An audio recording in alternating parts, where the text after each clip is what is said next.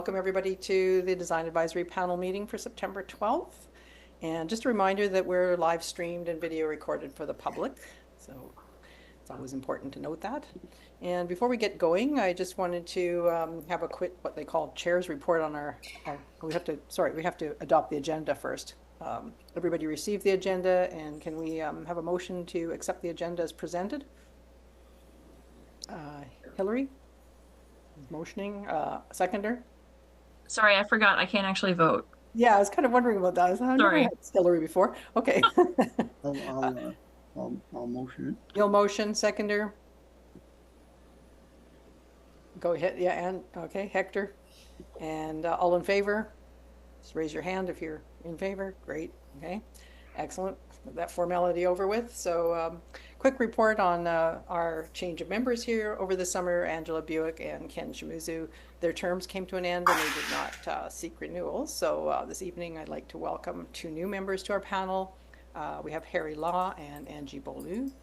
And before we Harry's been actually has a long history of working in construction industry for 38 years. He's owned and operated his own business for the past 17 years, and in that business has included the construction of multifamily housing. So he's coming with a lot of experience here to the panel. And we also have Angie, who's been a resident of Nanaimo for the past 8 years, and she's a senior engineer, energy analyst, and a professional mechanical engineer.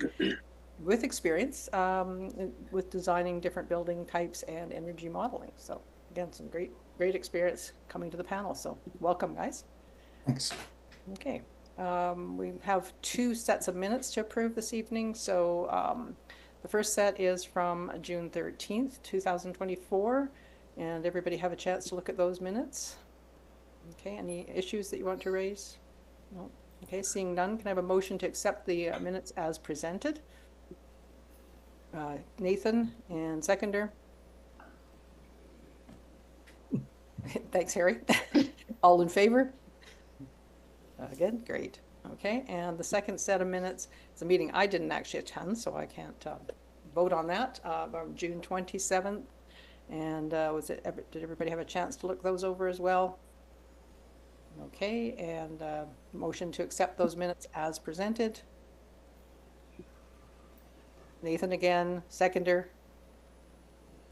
Yeah, some of you guys weren't there, were you? Okay, Hector, all in favor. And I think actually probably only Nathan and Hector could vote for this one. I'm assuming that's okay, because Jonathan was actually chair at that meeting. Okay, we'll say that it's passed here. Okay, good. So we have two presentations this evening. The first is for a property on Jingle Pot Road, and planner Peyton Carter will introduce it for us. Go ahead, Peyton. Perfect. Thank you, Madam Chair. It's nice to see you all again. This is actually two separate development permits, development permit application DP 1345 and DP 1346, which is for a new light industrial park comprising of 3 separate buildings for a total of 30 industrial units. Subject properties are zoned light industrial and designated as light industrial in city plan. They are located in the Diver Lake area, just north of the Nanaimo Parkway at the intersection of Bowman Drive and Forge Road. These properties currently contain a single-family dwelling, accessory buildings, and outdoor storage. They fall within the Development Permit Area 7, the Nanaimo Parkway, and Development Permit Area 8, Form and Character. As such, the Nanaimo Parkway Design Guidelines and the General Development Permit Area Design Guidelines apply to this development. There are no variances anticipated for this development at this time, but I'm happy to answer any questions. Thank you, Madam Chair. Great. Okay. And so the applicant, then Ryan, you're taking over from here. You can go ahead with your presentation. All right. I'll apologize for the uncertainty this afternoon. We've got a BC Housing emergency shelter that we're doing with Maris as well. So he is unexpectedly pulled off on that with the city of Courtenay. So I'll give it my best. But by way of background, I'm not an architect and I haven't presented one of these before. So if there is any data that I don't have handy, I'll have to ask you if it's okay to provide that afterwards. By way of brief background, this is actually our second development permit application for this property. About 2.5 years ago, we applied for 2 buildings on 4125 Jingle Pot. And at the time in a very different economy. These were concrete tilt-up. They were what I think would probably be on the sharp end of really innovative industrial design for Nanaimo. Quite conventional in the Lower Mainland, has been creeping into Victoria in the past, call it 3 to 4 years, with the likes of BD and PC Irvin. And when the economy started to hit the brakes a little bit, and we started to get a number of interest rate hikes and building cost increases, the prior development permit that we had in place became sub-economic. So we went back to the drawing board with Maris, and we tried to change the design into something that was a bit more befitting of the economic parameters that Nanaimo would support. And to do that, we took away the concrete tilt-up and we went to steel stud buildings with simple sandwiched insulated panel boards, and tried to make it something that was affordable for the users in the Nanaimo base. So what Maris has done is put together 2 development permits for us. One which is 2 buildings at 4125 Jinglepot, and the other 1 building at 4300 Forge Road. Forge Road was a dedication that we had provided to the city of Nanaimo as part of this development application, as well as sanitary sewer extension down Jinglepot. And what we tried to do with this design is to take as much of the site conditions, the existing grading, that sharp corner from Boban to Jinglepot, and incorporate them into the design rather than try to add crazy grading and cost to the exercise. Unfortunately, with our geotech work, the site's got great subsoil. So we don't need to rip down here. And we've found a plan with Maris that incorporates a rear road at 4125, sufficient parking, and what we think is going to be a really nice design for the tenants that inhabit it. We've tried to incorporate a pretty lush landscape, outdoor seating and eating areas for tenants, as well as EV parking. I don't know what else I can add to that, but if it'd be okay, I'd be happy to throw it out for questions, and I'll field them to the best of my ability. Did you have any plans you wanted to go over and share? Or? I would love to. Peyton, is there any chance I could ask you to pop them up on the screen? I'm just working off my iPhone and I don't know how to do that. Sure, I can share my screen. Just give me a quick second. Thank you, your lifesaver. No problem.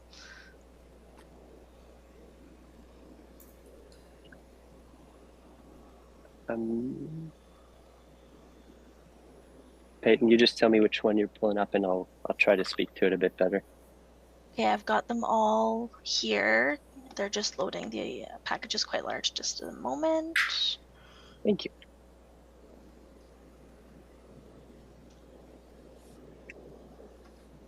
Okay, I have a couple of site plans here, Ryan. Can you guys see those okay? All we're seeing right now is the city's write up on the project. Oh.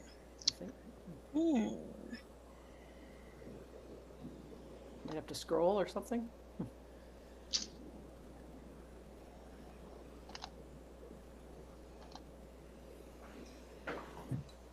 That's looking a bit better. Thanks, Ben. Thank you for your patience, everybody.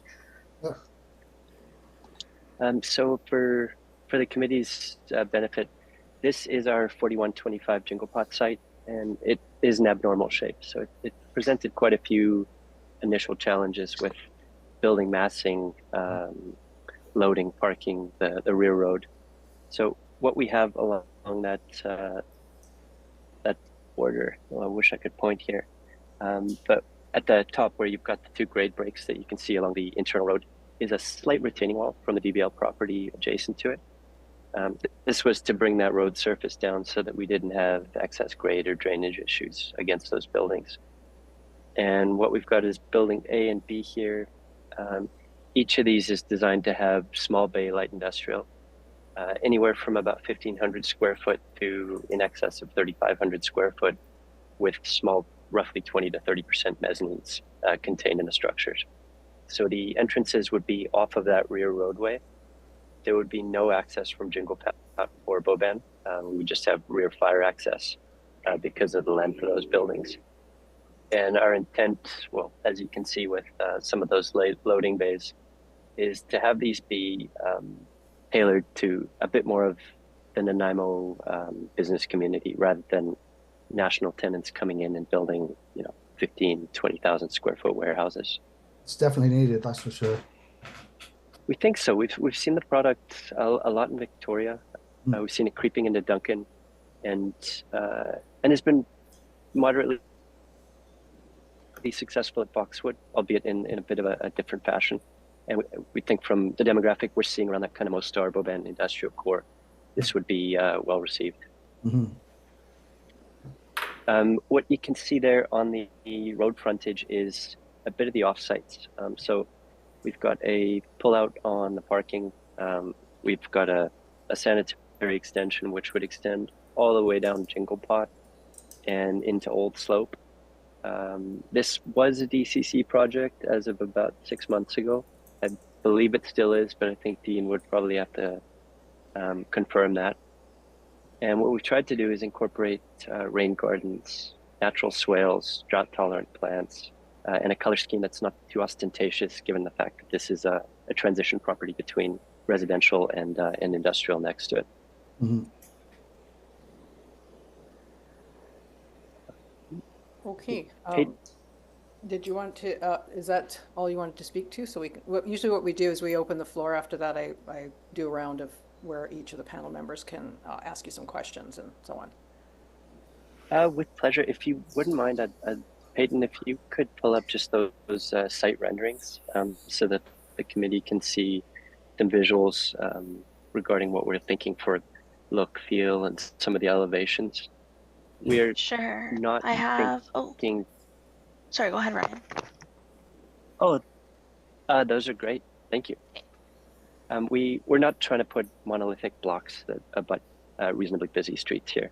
Maris and the team have come up with a design that tries to break that up, where we'd have a lower base of darker colors of sandwiched insulated panels, graduating to lighter colors with bump outs above windows, doors, and using that same kind of color complement across some of our stairwells, our emergency access.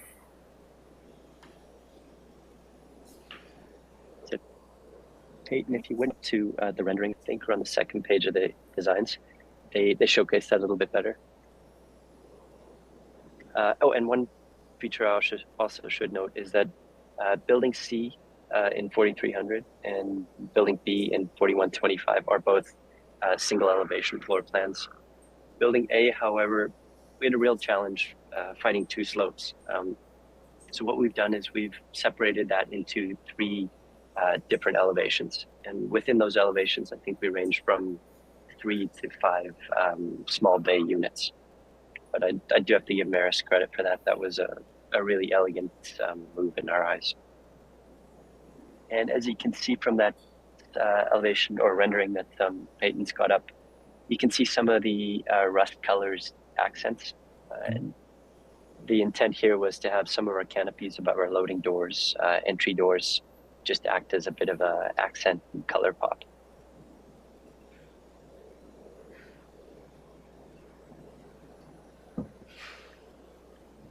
Okay. So with that, I'd gladly hand it over.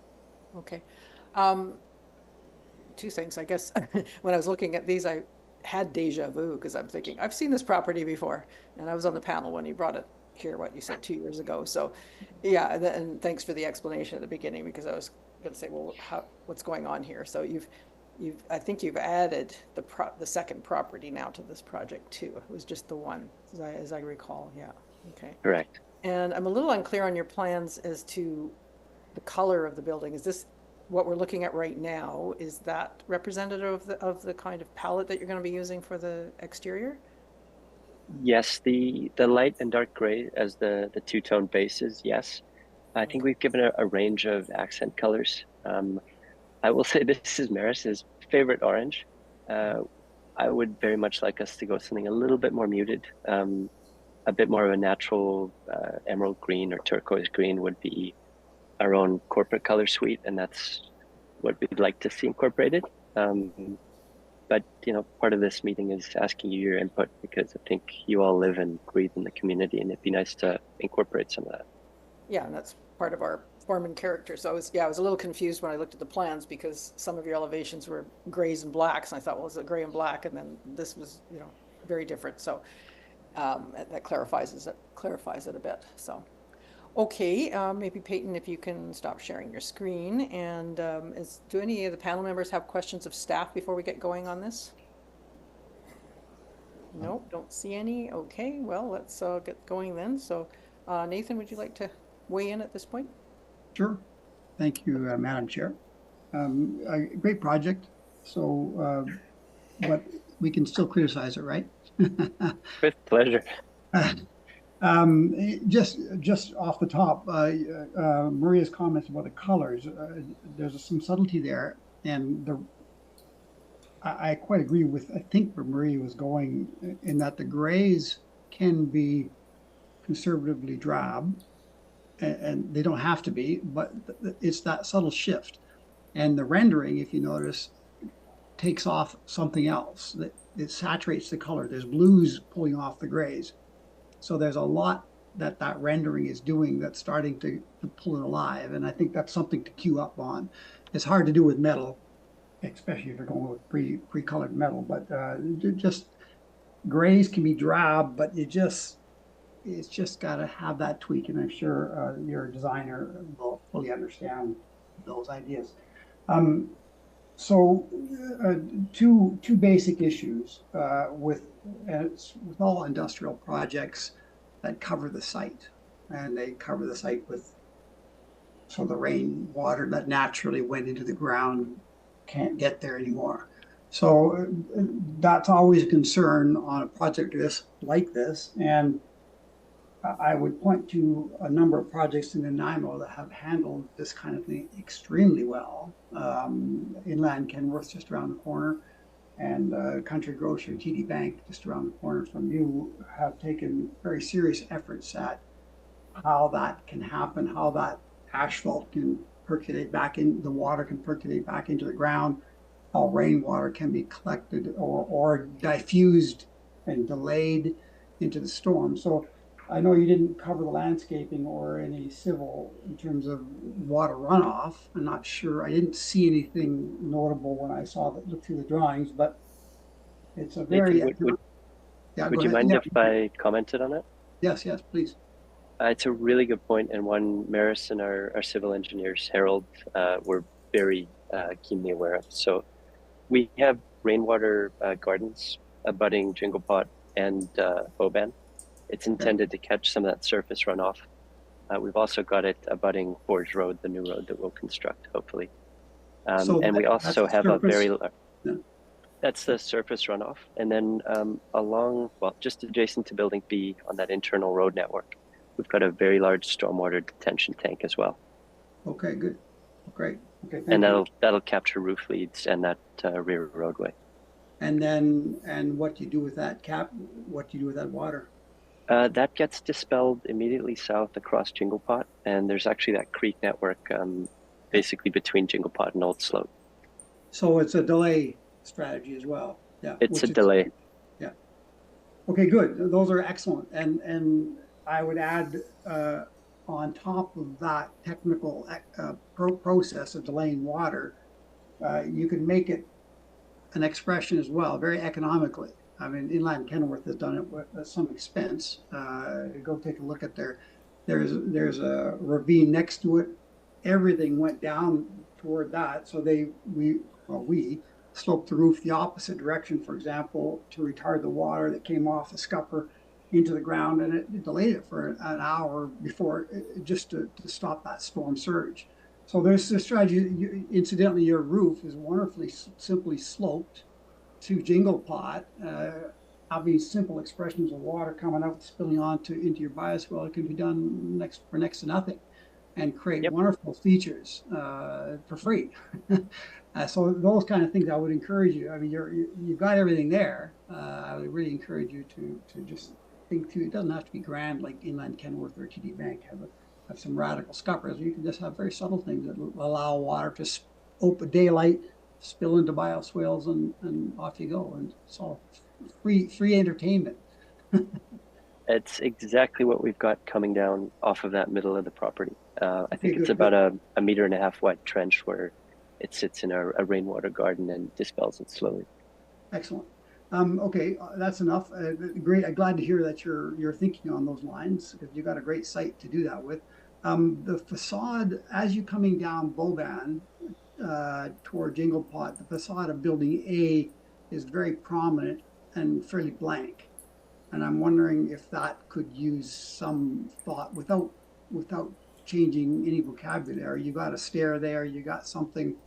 Give that one some thought. It's a very prominent piece that you look at as you travel Boban to Jinglepot, and I think it's going to be it's worth looking at that corner a little bit as terms of some kind of a, well, leave it to you. So, but yeah, go ahead. Sorry. We can speak to one of the landscaping features, which I'm very keen on. It was basically a trellis, for lack of a better word, but a cable system that wasn't attached to the wall. And we've got a series of, I think it was Virginia creeper, that we'd like to go up there so that we get that big orange hue in the fall coming off it. Okay, great. Thank you. Okay, great. That's it for me. Really good project. Thank you very much. Great. Thanks. Hillary, would you like to go? Thank you. Yeah, I appreciate the comments so far. There was a staff comment about demarcated pedestrian walkways. So I think that will probably be incorporated already. And great to hear about the rain gardens and water management on the site. Nathan, thanks for bringing that up. The orange stands out, and it's a well-used color. I'm seeing it more and more, but a green would be nice, and potentially, differentiating between the buildings a little bit. Like it is a lot of gray. I thought the look of the buildings was interesting with the big numbers. Like it kind of gave me like a space agey kind of spaceport vibe, but it does make it like easy to tell which number is which. So that is helpful for wayfinding, certainly. And other than that, I think it looks like you've put a lot of thought into it, and I wish Jonathan was here to comment on the type of bike rack, but I know that bike rack was suggested by staff, and just making sure if you do go that route that it's a universal one that's usable for more than just 2 bikes. And the landscape plans look good. Looks like lots of nice native plants in there and a good variety, and retaining some of the existing vegetation, which is always really nice to see. So thank you for that. Thanks, Hillary. Thanks, Hillary. Just as a brief comment on the bike racks, we've spent more time than any developer should on learning bike racks and class 1 and 2 charging and all this kind of stuff for buildings across the island. So we tend to use a group called Dauber Designs out of the Lower Mainland. All of their racking systems, excluding the wall systems, do accommodate a variety of different kinds of bikes, scooters, mobility units. Amazing. Putting your time in. Thank you for that. Okay, and Hector? Thanks, Madam Chair.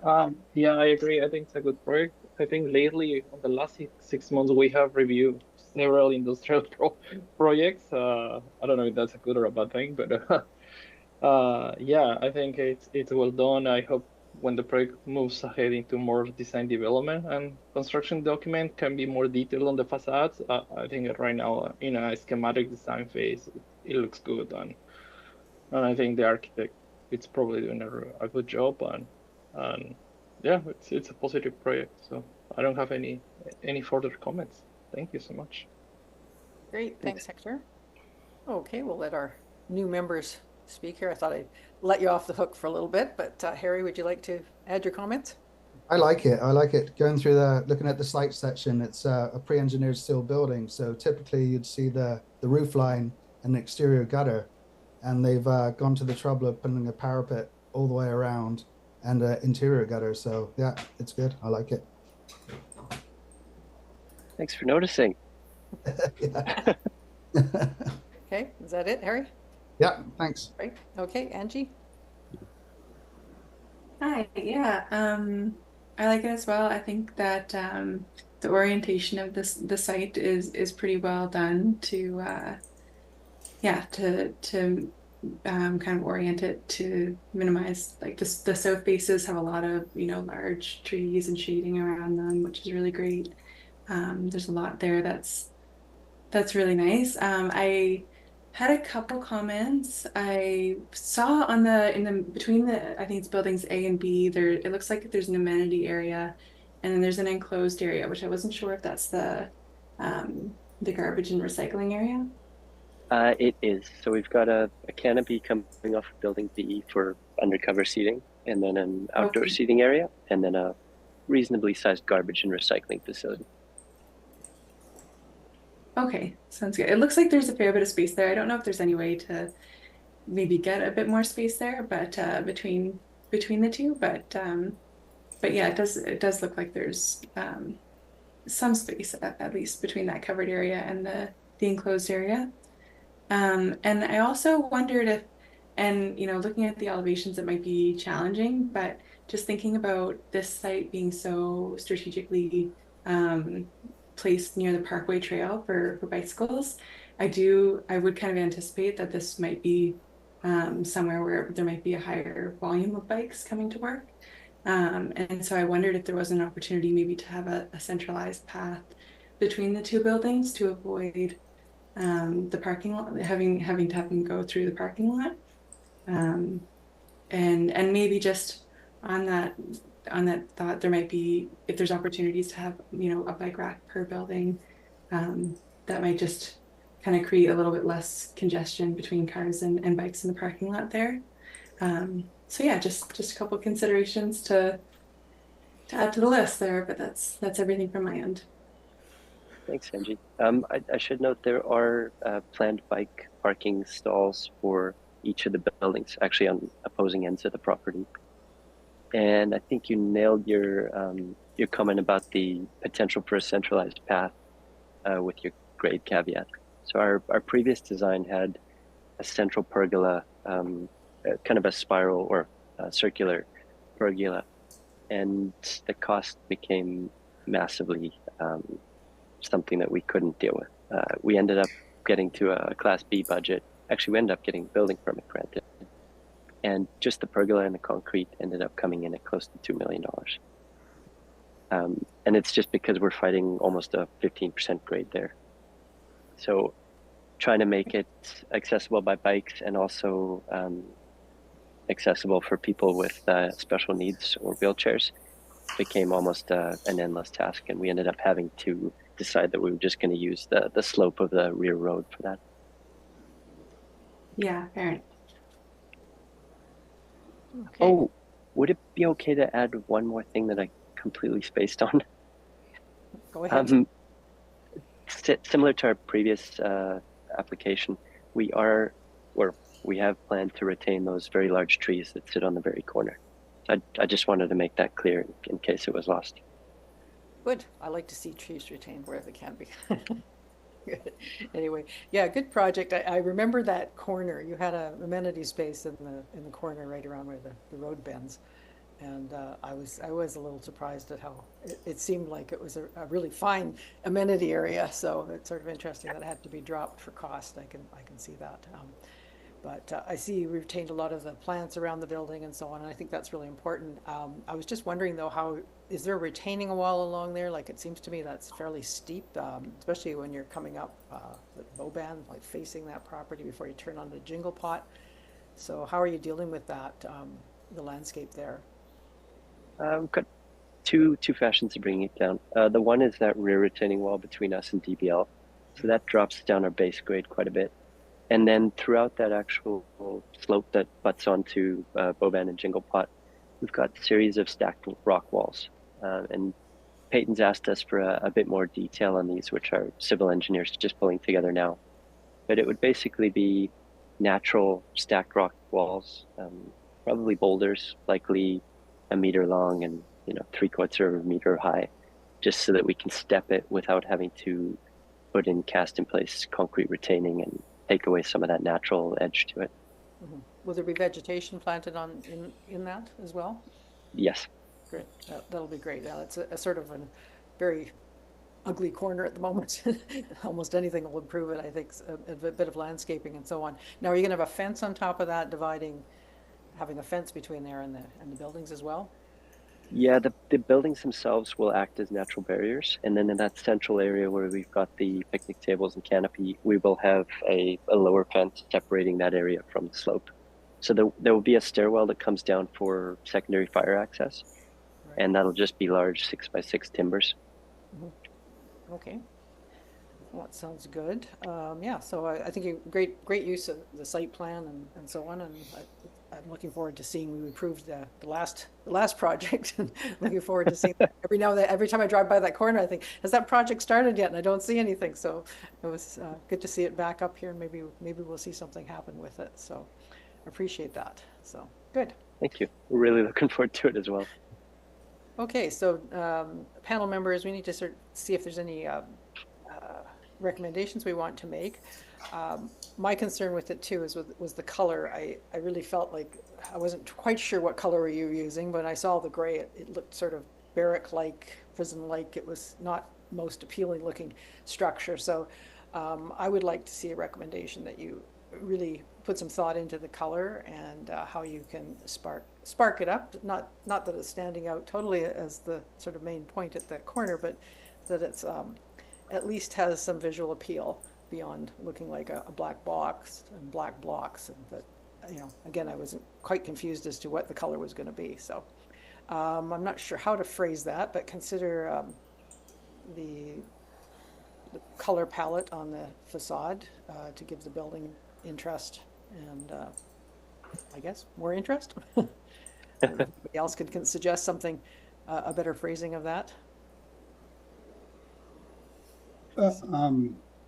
Without getting technical, I'm nervous about the conversation in that the designer is quite good, and from past projects, the color selections are great subtleties off each other, and this one has that already. We're just talking about, to be technical, adding hue to the grays. So it's still going to be a gray idea, but you add the hue of a color. Grays can be tangents of any range if you look at the color wheel. So maybe is that too technical to add hue to the grays? Because what that does is allow the colors to keep their correspondence to each other. And what I would hate to see is start to see blues and greens and all kinds of No, I'm not suggesting that. Yeah, no, I'm just no. And again, it was sort of confusing because the plans, one of them looked like it was all black and gray, and then white. Yeah. So I'm really quite confused as to how they're planning to make it look. So I just want to make sure that it is a good balance and mix. So could we say add a livelier hue to the grays? Sure. Consider adding a livelier hue to the grays. Yeah. Thanks, Nathan. Okay, that would be good. And somebody did suggest changing the color or considering a range in the color palette to help distinguish the different units. I think that was you, Hillary, who suggested that. That can also be done just through numbers. So I suppose having the numbers different colors or some way to. Are you wanting that as a recommendation, Hillary?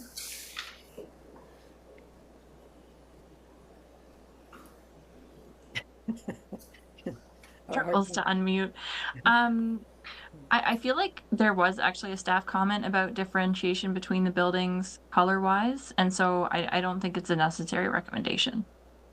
It is part of our existing application. I think building A and B, one's orange, one's a kind of yellowy green. And I can't remember building C, to be honest.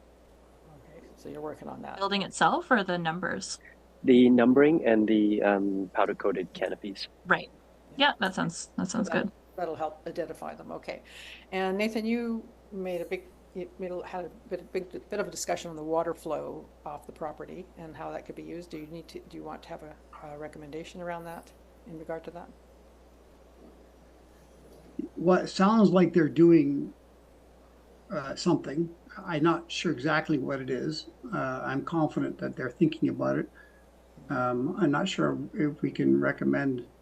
My architectural thoughts were to express it more, but I'm not sure if that can be a recommendation, because it's a cheap way to see water daylighting into a bioswale is a wonderfully cheap way to give some liveliness to a building. Right. You go to TD Bank and Country Grocer, people sit around at a table outside the cafe and watch the water trickle down. It's actually quite lovely. So it just maybe can we make a recommendation to express that in some way? The natural rainwater into the ground system.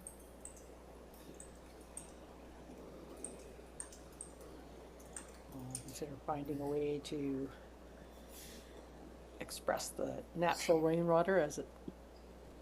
This sounds very sorry.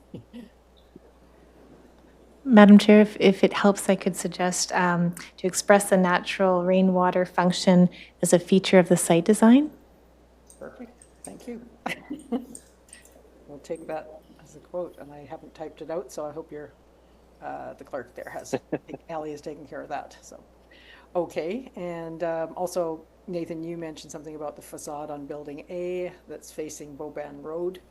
Would you like to recommend something there? No, it sounds like they're thinking of pergolas or creepies or something. It's a very minor thing. Okay. I'd be more concerned that I like the simplicity of the landscape between them, honestly, and I think making it busy, it sounds like what they did before, I don't think was a great solution, and there's the simplicity to it that I quite like. So maybe we'll just leave that comment. Okay. And finally, I have something like ensuring that pedestrian walkways are well defined and consider adding a centralized path between the two buildings. Everybody okay with that one? I think so. Okay. So what basically I have is there's 3 recommendations. Consider adding a livelier hue to the gray palette of the exterior. And consider expressing whatever Elaine just said, the natural rainwater features. We'll take her wording for that.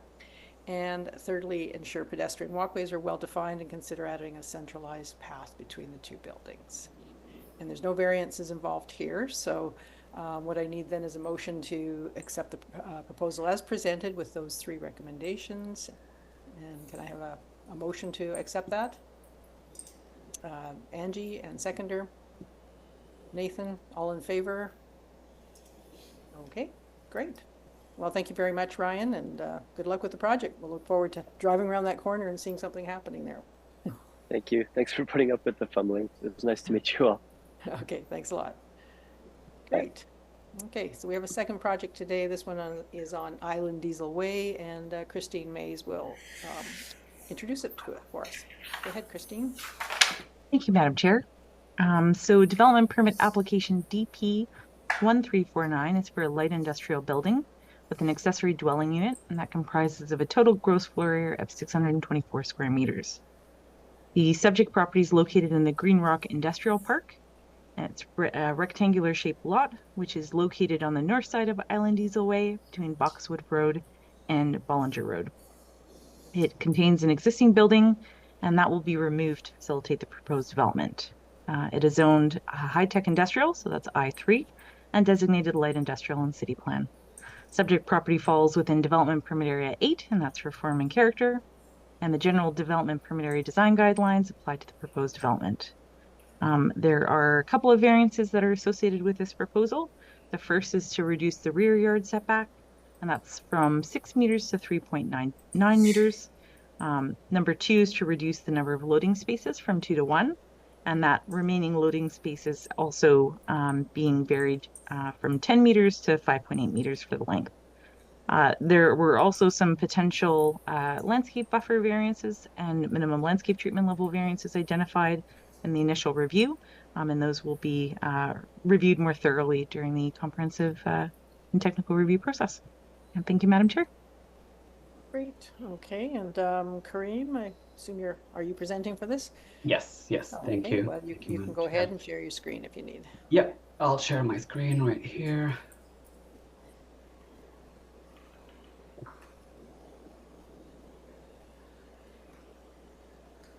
Okay. Oh, wait a minute. That did not go as expected. I'll share right here and present. Okay.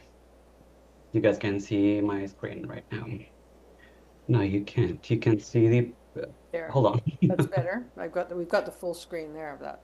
Oh, you do. Okay. Yeah. Because it did not show that to me. Okay. Thanks everyone for being here today. Kareem Kadri, the architect from 2K Architecture.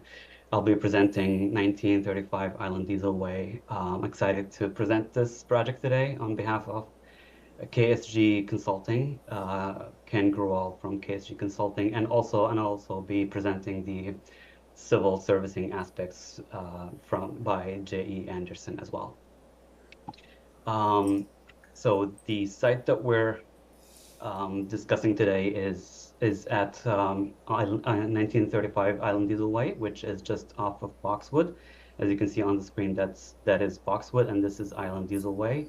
And the property that we're talking about today is this property right here, which is 993 square meters in area. The site is surrounded by I3 zoned lots on all sides, including the lots across the street on Island Diesel Way. This site is currently in use with a mobile building, just as staff said just now, with a mobile building that will be, of course, be removed before construction. And as you can see, there is a retaining wall right at the back of the property because of a difference in elevation between the lot and the lot behind. There is already a curb let down at the front right there that we kept as is, as you will see in the next few slides. There's also something to note here. There is this tree that we kept as well. Those trees are to be gone. So the proposed development consists of 3 warehouse bays, an office and a residential suite, all within one building. The office space fronts on the Island Diesel Way. Where did my pointer go? So yeah, this is the office space, and those are the 3 warehouse bays at the back. And on top of all of that sits the residential suite on top.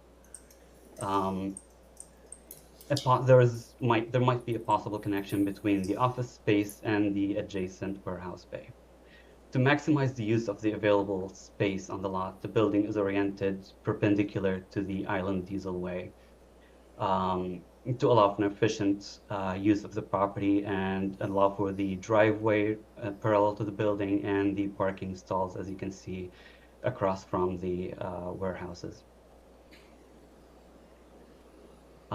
With this orientation, the building's long side, this side, as you can see, faces the Boxwood Road to provide maximum exposure to the warehouse signage. The building adopts a contemporary architectural style with clean lines and minimalist approach. The form is characterized by a simple rectangular geometric silhouette, giving the building a unique look while allowing for an efficient use of the space and materials. The residential suite, as I discussed just a minute ago, it sits on top of the office space right here with an entrance through the side of the building, or at the back of the building if you'd like to look at it that way, which provides kind of a separate private access to the residential suite through the side of the building. Before I move on to the floor plans, I just want to talk about the lighting. The lighting on site is planned to be soffit canopy mounted LED lights, all underneath like canopies and soffits. to provide illumination for safety and visibility around the perimeter. All lights will be directed. So yeah, this will go underneath the canopies and underneath this soffit and underneath those kind of canopies as well for the bays. All the lights are directed down and will be positioned carefully to help minimize light pollution and preserve night sky, although this is not really a requirement for Nanaimo. This is the site plan. Just to go over the site layout again, the building is oriented perpendicular to the Island Diesel Way, and there is that driveway that is 6.7 meter wide, and then the parking stalls. We don't have any small parking stalls, they're all standard stalls. We are required 6 parking stalls, but we provided 7 just so that it works better for the warehouses, 2 for each and 1 for the residential suite. And we do have a loading bay / area, which is technically bigger than what is required in width wise, but not the depth wise, because technically it is a bit tight in here, so they need a turnaround space so that the truck can actually get in here and get out. The main access to the office is through the office is going to be right here, and the main access through that on-site driveway. And as discussed before, the entrance to the residential suite is through the east corner of the lot.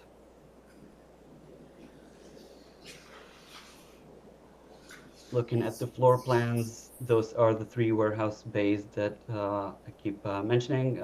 Each warehouse, those are 3 warehouse bays, and each warehouse is about 100 square meter in area. And the office space at the front is about 74 square meters.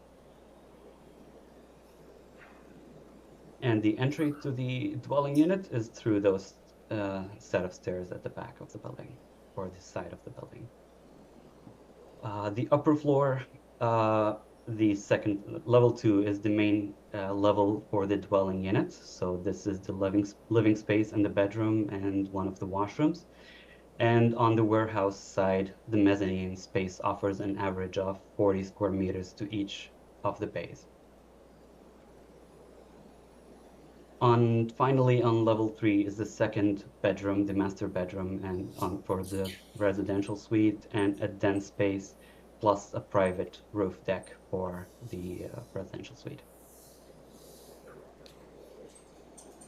Moving on to the elevations, those are the southwest and southeast elevations, the 2 more important elevations. This is facing the corner of Boxwood and Island Diesel, and this is facing the Island Diesel way.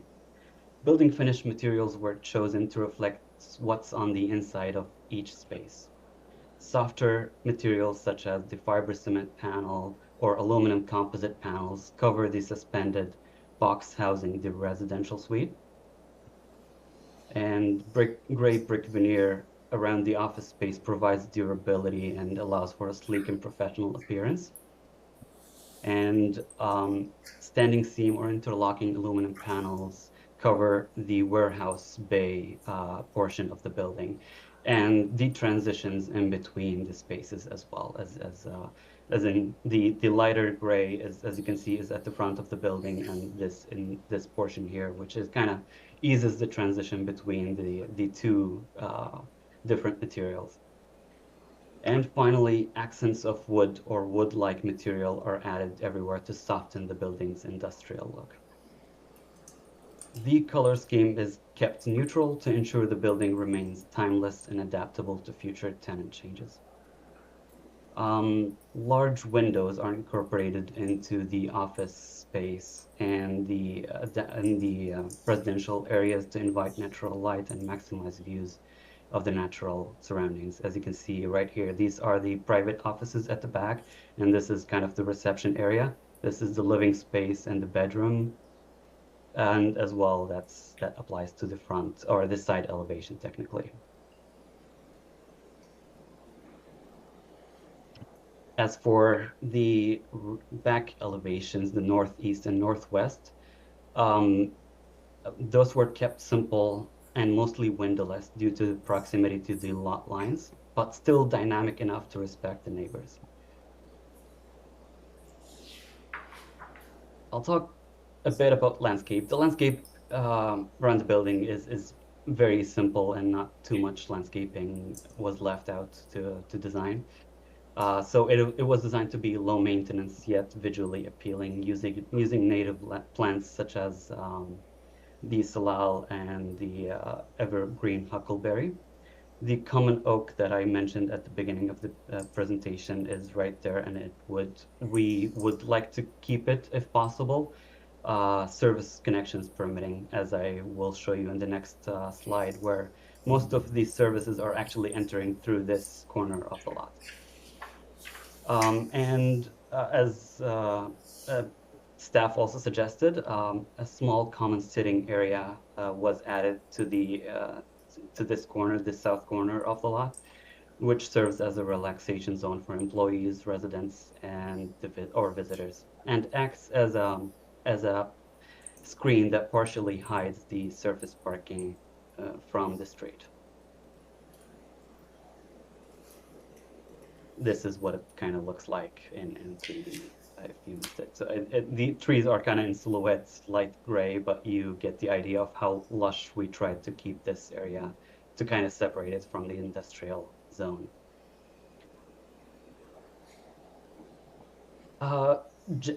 Roughly talking about the civil servicing that was done by J. Anderson. Water, as you can see in blue, there is an existing 250 millimeter water main fronting the property. 100 millimeter service enters the property. Both through a preliminary analysis indicates that there is those are adequate for domestic and fire flows.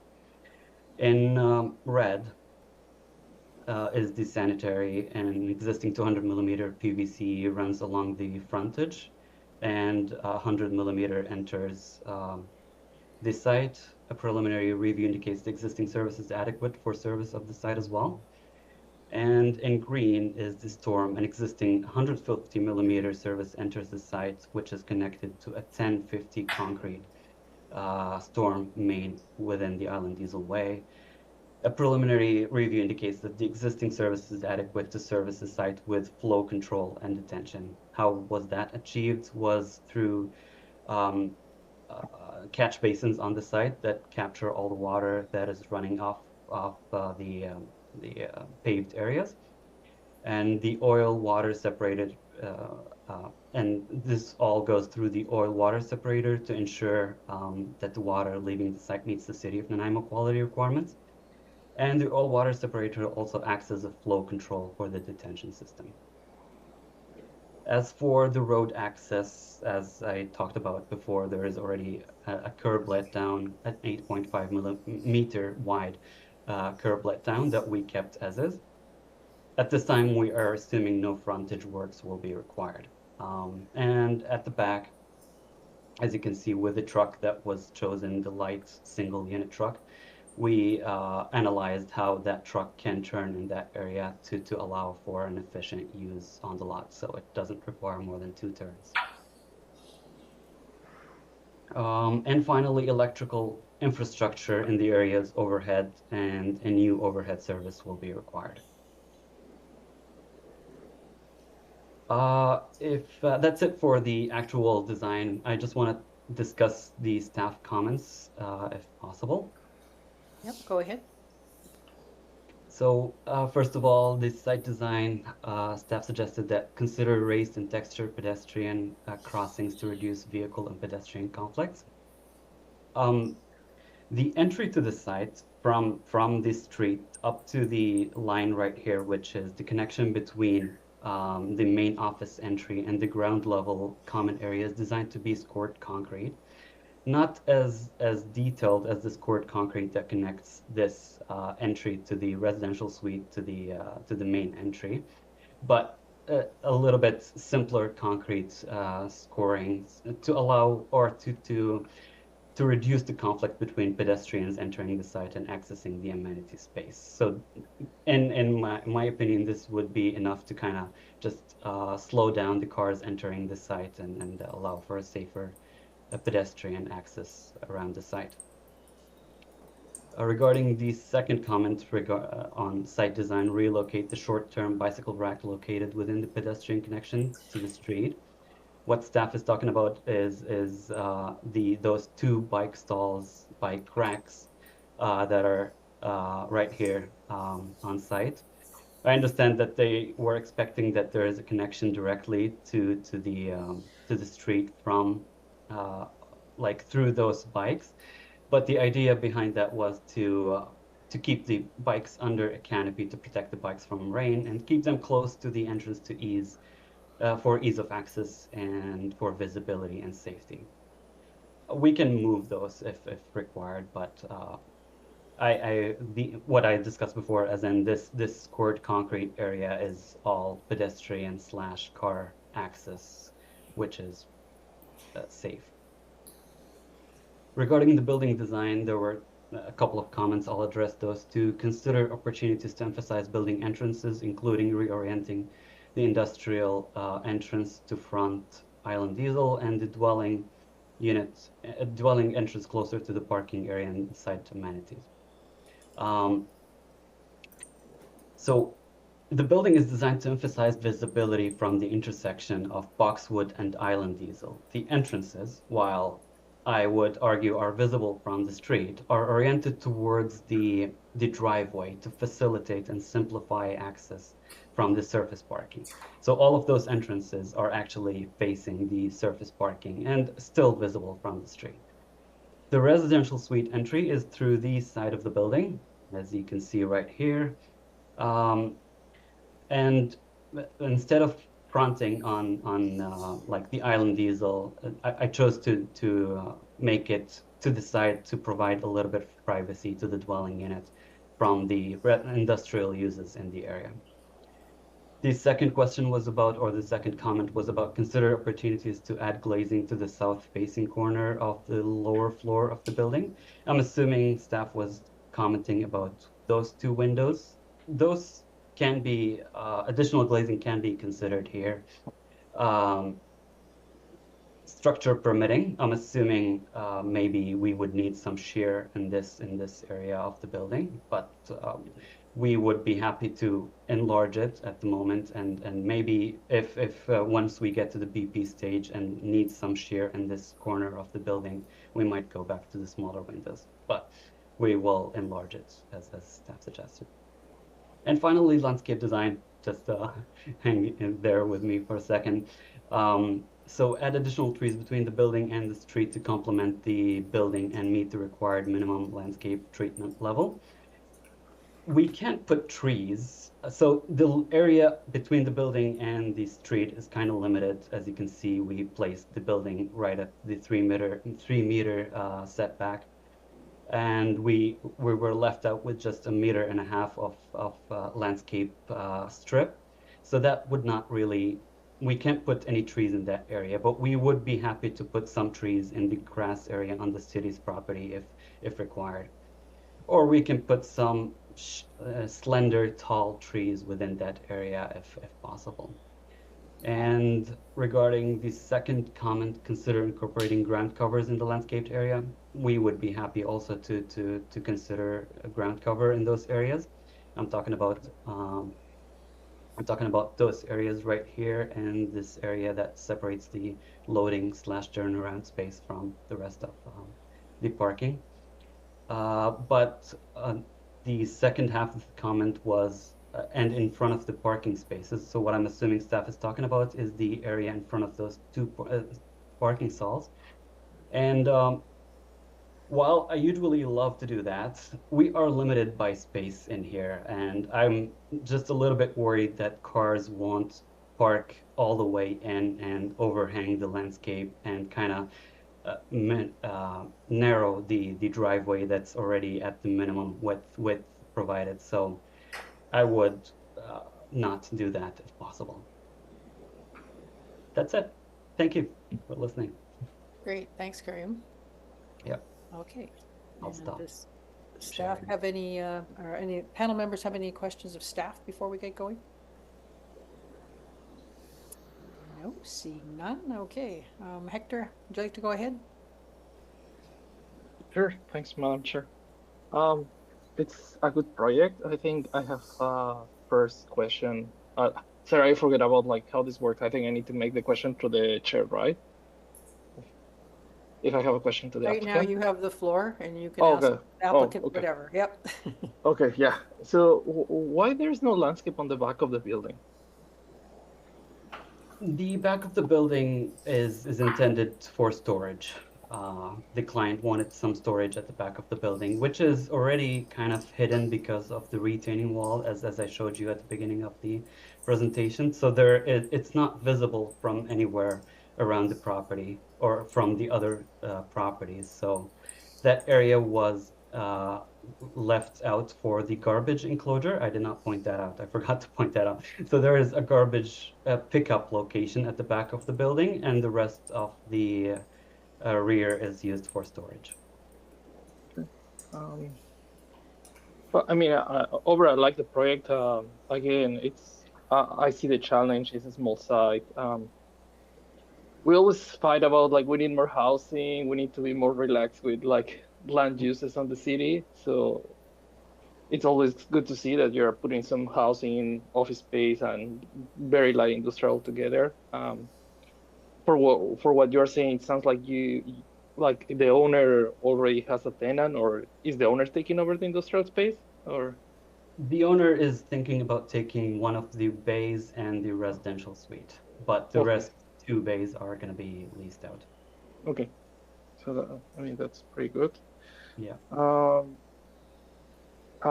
Because there is like a big variance in terms of the setback, I will recommend to add more landscape and be very clear which area can be. It's gonna be used as storage on the back of the building. And then my other recommendation is on the loading bays to add some windows to the overhead doors.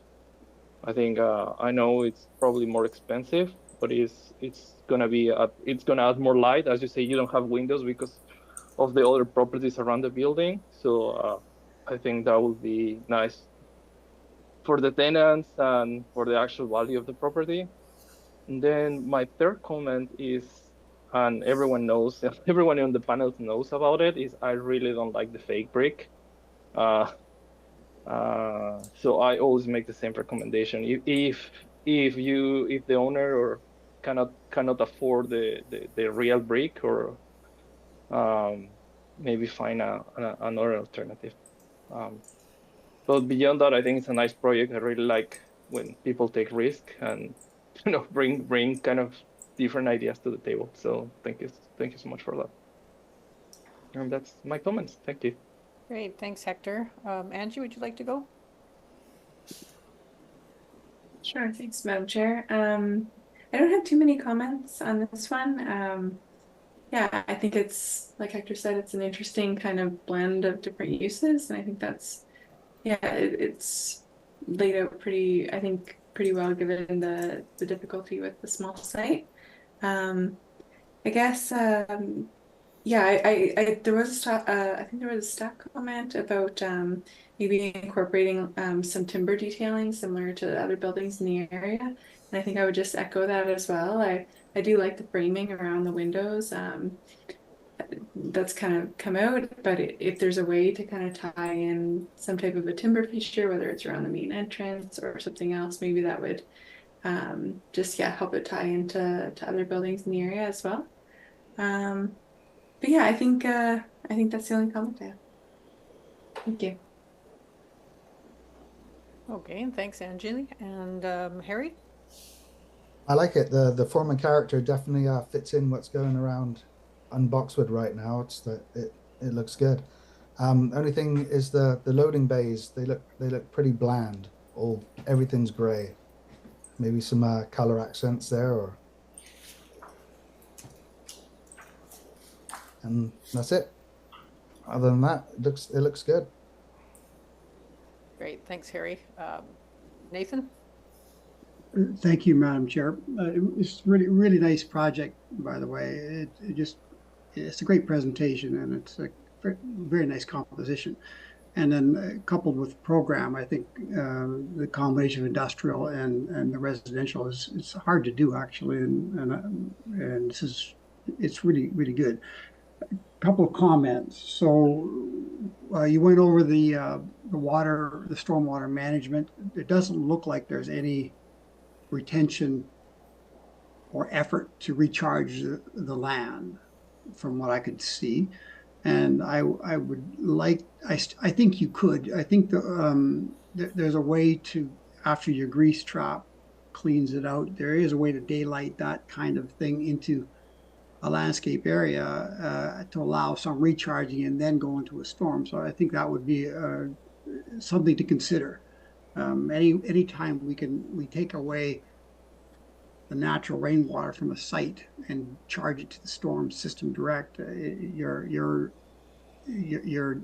a problem for the environment in terms of the groundwater. So I think there are ways to do this, and I think it could be quite nice. You got a few little landscape patches there. I don't see why they couldn't do that. Have a look at Country Grocer and TD Bank right around the corner. They've done that very, very successfully, from grease traps to bioswales and they didn't take much room. So that would be a thought. The comments on materials, I think there's some subtle discussion here that might, I think you as a designer will understand. The comment on timber, and I'm not sure if it was a comment by the city, but this is a building that doesn't want timber, and it might be a hard thing to hear, but the vocabulary of this building is what you call atectonic, and it does not express the structural system. And it's very distinct, and it's very clear and very orderly and very well done. The moment you start putting tectonic expression, which is the structural expression of like timber, it will jar. It can be done, but it's likely going to be jarring. And so I would say this should not have timber on. He's got wonderful wood accents. They're almost abstracted into the composition. I think there's a wonderful detailing of that, which is working. And this is a building that does not want timber expression. So in counter to some of the suggestions earlier, I think it would be terrible. A lot of buildings have it, and a lot of hybrid can do it, but this one really doesn't need it. The brick comment, that was made earlier. Is this like you talked about a brick veneer? Is this is that like a glue-on brick, or is this a actual masonry brick? It's kind of glue-on. So it is a stick-on. Yeah, like it's fake, yes. Yeah, I share Hector's concern over this stuff. I do really like the brick look. I think it's a wonderful thing.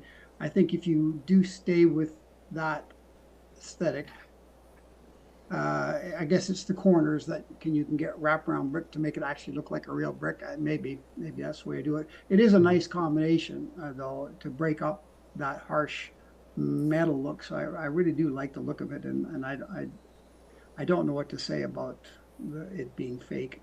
Although of course I don't see why that couldn't be a real width brick other than the cost. But anyways, I'll leave it at that. And I do like the look of that brick. It somehow grounds the building aesthetically, and it takes that metallic look off, which I think is pretty quite nice. The entry for the residential, it's kind of lost. I like the idea that it's around the back. I wonder if there's some gesture you can give it to suggest that it is the entry for the residents. And I recall 30 years ago, we in architecture school, we would study this kind of thing. And one of the great solutions one of my classmates came up with was he had an apartment up top, and he just raised the door 2 steps. And it was a gesture to say that door has to go up versus this door doesn't. And obviously you got a mechanical room right adjacent to it. Maybe that could be a raised floor, but something subtle like that, I think, would tell you something about entry, that entry goes somewhere else. And anyways, give that one some thought. but excellent, a really good project, by the way. Thank you very much. Thanks, Nathan. Hillary? Yeah, thank you. I liked the comments about the landscape plan as far as the native plants, and glad to hear that there's a desire to retain the oak on the site. Really hope that works out. I agree with the design of having the bikes under the canopy. That makes a lot of sense. I'm glad Hector asked about the rear landscape question. I don't know like what our guidelines are around like rear landscaping if you can't see it. Like I guess then it can just be whatever. But I did find that interesting. Fake brick, I mean, aesthetically, meh.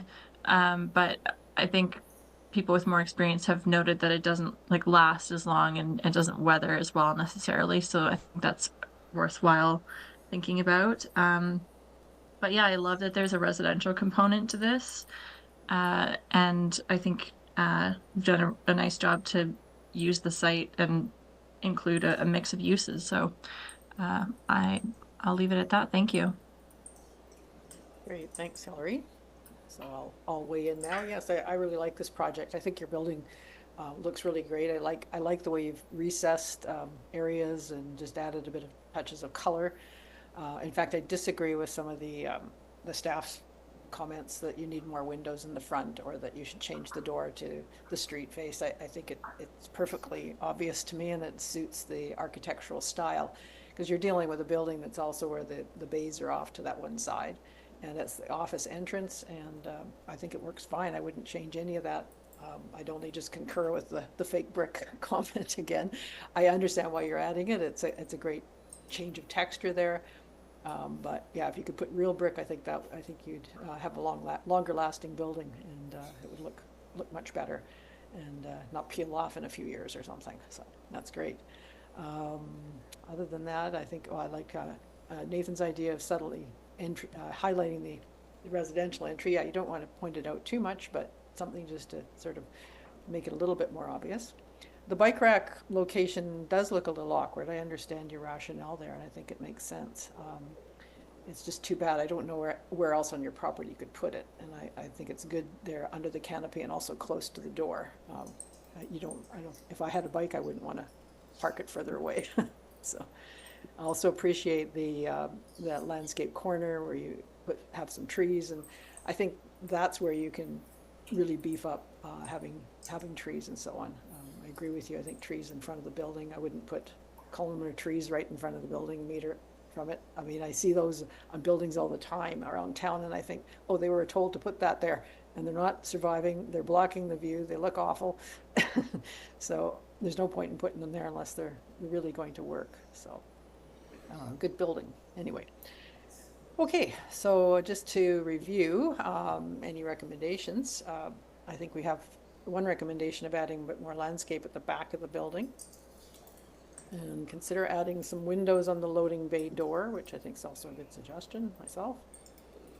And now there was a suggestion to add timber detailing. I'm with Nathan on that. I don't think you need it, and I don't think you need to match the look of the neighborhood, because the look of the neighborhood is actually quite mixed at the moment on that street, and I think your building would actually stand out the way it is actually going to set a visual precedent there. So I don't know, I wouldn't go for the details. Anybody want to argue for that timber detail?